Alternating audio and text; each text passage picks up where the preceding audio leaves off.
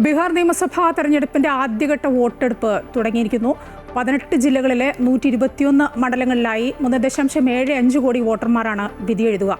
ബീഹാർ ഉപമുഖ്യമന്ത്രിമാരായ സാമ്രാട്ട് ചൗധരി, വിജയ് കുമാർ സിൻഹ, പ്രതിപക്ഷ നേതാവ് തേജസ്വി യാദവ് തുടങ്ങി പ്രമുഖരടക്കം 1314 സ്ഥാനാർത്ഥികളാണ് ഇന്ന് മത്സരരംഗത്തുള്ളത്. കൂടുതൽ വിവരങ്ങളുമായി ബീഹാറിൽ നിന്ന് ഞങ്ങളുടെ പ്രതിനിധി പ്രശാന്ത് ചേരുകയാണ്. പ്രശാന്ത്, ബീഹാർ ഒന്നാം ഘട്ട തെരഞ്ഞെടുപ്പിലേക്ക് കടന്നിരിക്കുകയാണ്. തെരഞ്ഞെടുപ്പ് ആരംഭിച്ച്, പോളിംഗ് ആരംഭിച്ച് അല്പസമയം മുമ്പാണല്ലോ ആരംഭിച്ചത്. എങ്ങനെയാണ് ആദ്യത്തെ ഒരു സമയത്ത് എങ്ങനെയാണ് പോളിംഗിൻ്റെ ഒരു ആളുകൾ വരുന്നത്, പോളിംഗ് ബൂത്തുകളിലേക്ക് എത്തുന്നത്, അതൊക്കെ എങ്ങനെയാണ്?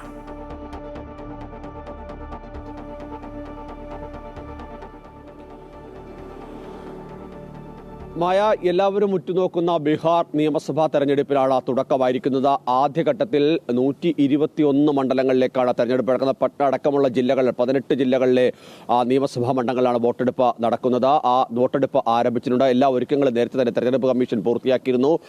പല ബൂത്തുകൾക്ക് മുന്നിലും ഇപ്പോൾ തന്നെ നീണ്ട നിര പ്രത്യക്ഷമായിട്ടുണ്ട്. അതുകൊണ്ട് തന്നെ വരുന്ന മണിക്കൂറുകളിൽ അതിശക്തമായ പോളിംഗ് ഉണ്ടാകുമെന്ന് തന്നെയാണ് തെരഞ്ഞെടുപ്പ് കമ്മീഷൻ വിലയിരുത്തുന്നത്. ഇതിലേറ്റവും പ്രധാനപ്പെട്ട കാര്യം, യുവാക്കൾക്ക് കൂടുതൽ സ്വാധീനമുള്ള അല്ലെങ്കിൽ കൂടുതൽ വോട്ടർമാർ കൂടുതലായി ഉള്ള ബഹുസ്വരായി അടക്കം ഇത്തവണ ഈ ഒന്നാം ഘട്ടത്തിലേക്ക് വരുന്നു എന്നുള്ളതാണ്. അതുകൊണ്ട് തന്നെ എത്രത്തോളം യുവാക്കൾ തെരഞ്ഞെടുപ്പിന്റെ ഭാഗമാകുന്നു എന്നതിനനുസരിച്ചിരിക്കും വോട്ടിംഗ് ശതമാനത്തിന്റെ ഉയർച്ചയും താഴ്ചയും എന്നാണ് വിലയിരുത്തപ്പെടുന്നത്.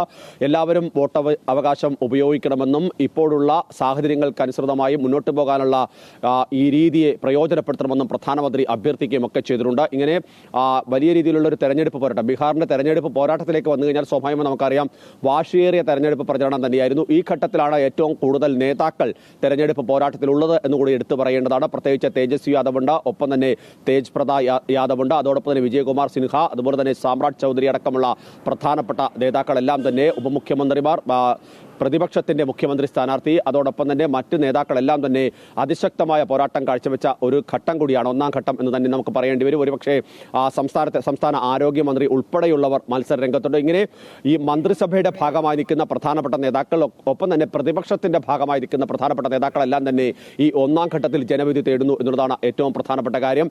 ഏതായാലും രാഘവ്പൂരും അതുപോലെ തന്നെ താരാപൂരും ഒക്കെ തന്നെ ലക്സറായും ഒക്കെ തന്നെയാണ് പ്രധാനപ്പെട്ട മണ്ഡലങ്ങളായി വിലയിരുത്തപ്പെടുന്ന ഈ 3 മണ്ഡലങ്ങളാണ് പ്രധാനപ്പെട്ട സ്ഥാനാർത്ഥികൾ മത്സരിക്കുന്നത്. സതീഷ് കുമാറാണ് തേജസ്വി യാദവിന്റെ എതിരാളിയായി രാഘവ്പൂരിൽ മത്സരിക്കുന്നത്. ഇവിടെ ഈ പ്രധാനപ്പെട്ട മണ്ഡലങ്ങളിലെല്ലാം തന്നെ RJDയെ സംബന്ധിച്ചുള്ള വെല്ലുവിളി എന്ന് പറയുന്നത് ജൻസൂരജ് പാർട്ടി തന്നെയാണ്. ജൻസൂരജ് പാർട്ടി ആരുടെ വോട്ടുകളിൽ വിള്ളലുണ്ടാക്കും എന്നുള്ളതാണ് എല്ലാവരും ഉറ്റുനോക്കുന്നത്. സ്വാഭാവികമായും RJDക്ക് തന്നെയാണ് ആശങ്ക. കാരണം ഭരണവിരുദ്ധ ഭരണവിരുദ്ധ വോട്ടുകൾ വലിയ രീതിയിലുള്ള ഭിന്നിപ്പുണ്ടാകാം എന്നുള്ളത് തന്നെയാണ് BJPയുടെ പ്രതീക്ഷ. ആ പ്രതീക്ഷ അവർ പങ്കുവെക്കുകയും ഒക്കെ ചെയ്യുന്നുണ്ട്.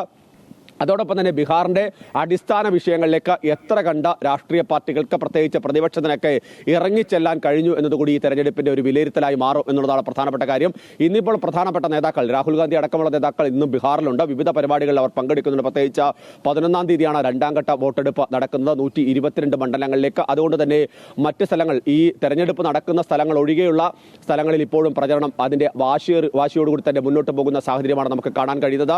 ഏതായാലും ഈ തെരഞ്ഞെടുപ്പ് ഹിന്ദി ഹൃദയഭൂമിയെ സംബന്ധിച്ച് മാത്രമല്ല, രാജ്യത്തെ സംബന്ധിച്ച് ഏറ്റവും നിർണായകമാണ്. പ്രത്യേകിച്ച് പ്രതിപക്ഷത്തിന്റെ ഇനിയുള്ള മുന്നോട്ട് പോക്കിന് ഏറ്റവും പ്രധാനപ്പെട്ട കാര്യം തന്നെയാണ്. കാരണം തേജസ്വിയെ സംബന്ധിച്ച് നമ്മൾ നേരത്തെ സൂചിപ്പിച്ച പോലെ മുമ്പ് അഖിലേഷ് യാദവിനെ മുൻനിർത്തി ഉത്തർപ്രദേശിൽ ചില നീക്കങ്ങൾ പ്രതിപക്ഷ സഖ്യത്തിന്റെ ഭാഗത്തുണ്ടാകുന്നു. ഇവിടെ അത് തേജസ്വി യാദവാണ് എന്നുള്ളതാണ് എടുത്തു പറയേണ്ടത്. പക്ഷേ BJPയുടെയും NDAയുടെ ആത്മവിശ്വാസത്തിന് കുറവൊന്നുമില്ല. കാരണം കൃത്യമായി തങ്ങൾ മുന്നോട്ട് വെച്ച രാഷ്ട്രീയം ബീഹാറിലെ ജനങ്ങൾ ഏറ്റെടുത്തു എന്ന് തന്നെയാണ് അവർ അവകാശപ്പെടുന്നത്. പ്രധാനമന്ത്രി ഉൾപ്പെടെ രംഗത്തിറങ്ങിയാണ് അവർ തെരഞ്ഞെടുപ്പ് പ്രചരണം മുന്നോട്ട് കൊണ്ടുപോയി. പ്രധാനമന്ത്രി ഒന്നിലധികം ദിവസങ്ങൾ ബീഹാർ കേന്ദ്രീകരിച്ച് പ്രചരണം നയിച്ചതും നമുക്ക് കാണാൻ കഴിയുന്നുണ്ട്. അങ്ങനെ പ്രധാനപ്പെട്ട, പ്രത്യേകിച്ച് അമിത്ഷായുടെ നേതൃത്വത്തിലായിരുന്നു ബീഹാറിലെ തെരഞ്ഞെടുപ്പ് ഒരുക്കങ്ങൾ വിലയിരുത്തുകയും അക്കാര്യങ്ങളിലെല്ലാം തന്നെ കൃത്യമായ ഇടപെടൽ ഉണ്ടാകുകയും ചെയ്തു. 2 കേന്ദ്രമന്ത്രിമാരെ ബീഹാറിന്റെ മാത്രം ചുമതല കൊടുത്ത് തെരഞ്ഞെടുപ്പ് പ്രഖ്യാപിക്കുന്നതിന് മുൻപേ തന്നെ BJP ബീഹാറിലേക്ക് ഇറക്കിയിരുന്നു. ധർമ്മേന്ദ്ര പ്രധാൻ ഉൾപ്പെടെയുള്ളവർ സംസ്ഥാനത്ത് സജീവമായിരുന്നു. മറുവശത്ത് രാഹുൽ ഗാന്ധിയും തേജസ്വി യാദവും നടത്തിയ യാത്രകൾ, ആ യാത്രയുടെ പിൻബലം സാധാരണ ജനങ്ങൾക്കിടയിലേക്ക് അവർക്ക് എത്താൻ കഴിഞ്ഞിട്ടുണ്ടോ തുടങ്ങിയ കാര്യങ്ങളാണ് പ്രധാനമായി പരിശോധിക്കുന്നത്. ഇതിലേറ്റവും ശ്രദ്ധേയമായ കാര്യം, ചില മണ്ഡലങ്ങൾ, പ്രത്യേകിച്ച് അലിനഗർ അടക്കമുള്ള അവിടെ മിഥാലി താക്കൂറാണ് BJPയുടെ സ്ഥാനാർത്ഥി. അവിടുത്തെ ഗായിക, സംസ്ഥാനം മുഴുവൻ അറിയപ്പെടുന്ന ഗായികയെ BJP രംഗത്തിറക്കുകയും ഒക്കെ ചെയ്തതാണ്. പക്ഷേ അലിനഗറിന്റെ ഒരു പ്രത്യേകത എന്ന് പറയുന്നത് മുസ്ലിം വോട്ടുകൾ, ന്യൂനപക്ഷ വോട്ടുകൾ കൂടുതലായുള്ള ഒരു മണ്ഡലമാണ്. കഴിഞ്ഞ തവണ അവിടെ VIP പാർട്ടി വിജയിച്ചു കയറിയ മണ്ഡലമാണ്. ഇത്തവണ അതിന് പകരമായി RJD സ്ഥാനാർത്ഥിയാണ്. പക്ഷേ അതിലെന്തെങ്കിലും പ്രശ്നങ്ങളുണ്ടോ എന്നുള്ളത് മാത്രമാണ് ആശങ്ക. മറുവശത്ത് ന്യൂനപക്ഷ വോട്ടുകൾ എങ്ങോട്ട് പോകും എന്നുള്ളതാണ്. ഒവൈസിയുടെ പാർട്ടി മത്സരിക്കുന്നുണ്ട്. സ്വാഭാവികമായും കഴിഞ്ഞ തവണ മികച്ച പ്രകടനം ചില മണ്ഡലങ്ങളിലെങ്കിലും കാഴ്ചവെക്കാൻ കഴിഞ്ഞതാണ് ഒവൈസിയുടെ പാർട്ടി. ഇതിനേക്കാൾ ശ്രദ്ധേയമാകുന്നത് ജൻസൂരജ് തന്നെയാണ്. പ്രശാന്ത് കിഷോർ മത്സരിക്കുന്നില്ല എങ്കിലും പ്രധാനപ്പെട്ട സ്ഥാനാർത്ഥികളെ ഇറക്കുന്നു.